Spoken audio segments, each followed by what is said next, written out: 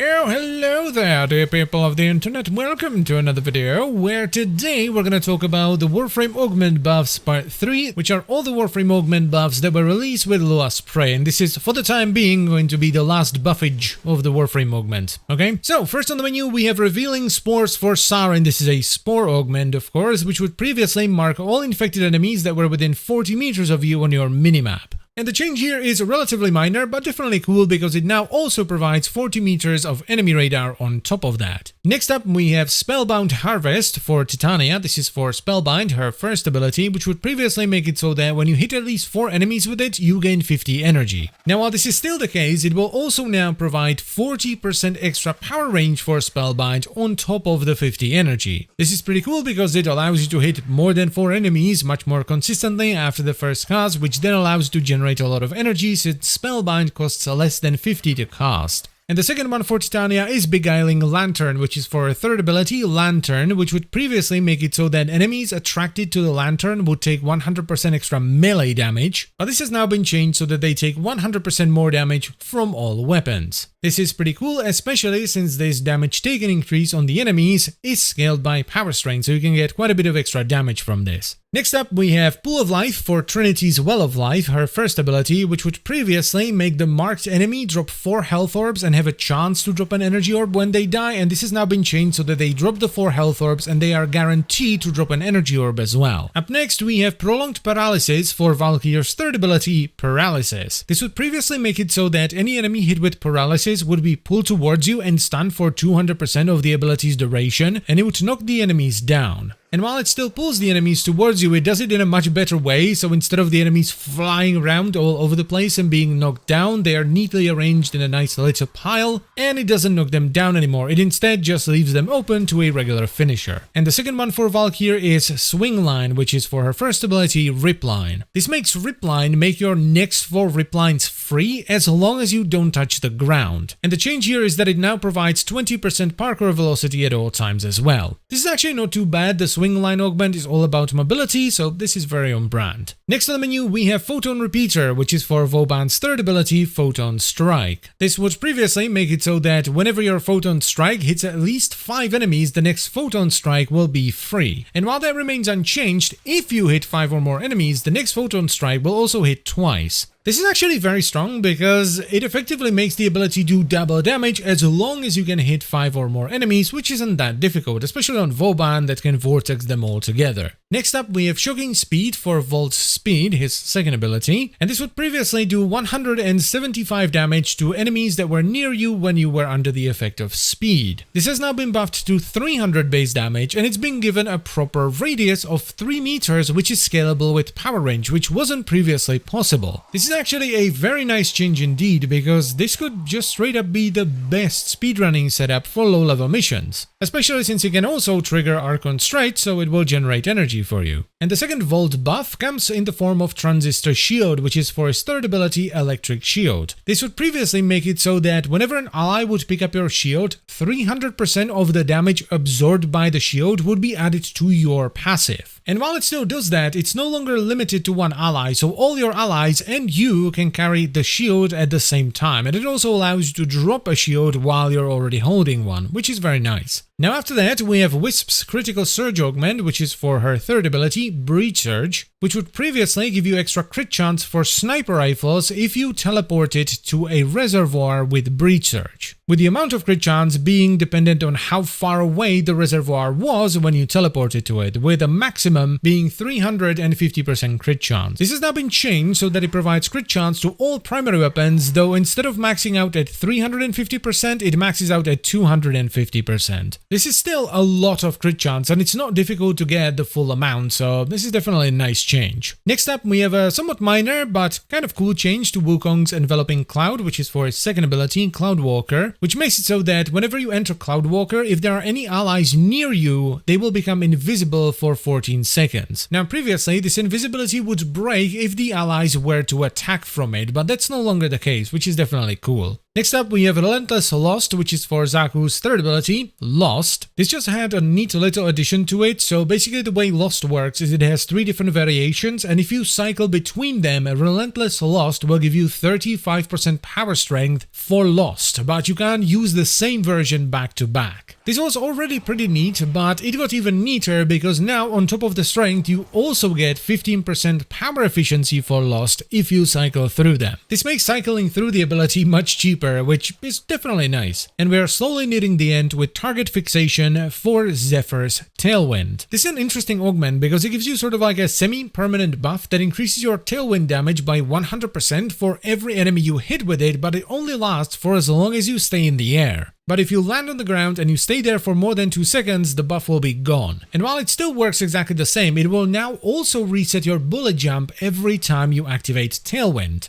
This is actually pretty neat, it gives you even more mobility with Tailwind. And finally, we have Airburst rounds for Zephyr's Airburst. This would previously increase the damage of your secondary weapons by 25% for every enemy you hit with Airburst for 14 seconds. This has been buffed to provide 40% extra secondary damage per enemy hit, though the cap remains unchanged at 500%. So it basically just makes it easier to hit the cap, which was previously fairly difficult as you needed to hit a lot of enemies. And that is it for all the Warframe Augment buffs that were released with Lost Prey. So I thank you very much for watching. As always guys, I hope you've enjoyed the video and found it helpful. Let me know what you think about these changes and buffs in the comment section down below, and I'll see you next time.